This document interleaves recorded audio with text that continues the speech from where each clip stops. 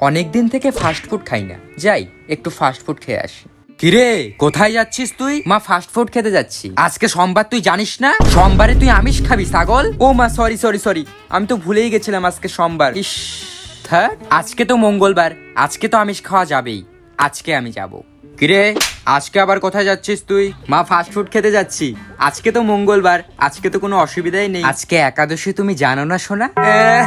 চুপচাপ ঘরে বসে থাক। মা সরি সরি, আমি যাব না আজকে। 4 দিন পর আজকে তো রবিবার, আজকে তো আমি ফাস্ট ফুড খেতে যাবই। দেখি আজ আমাকে কে আটকায়। Let's go.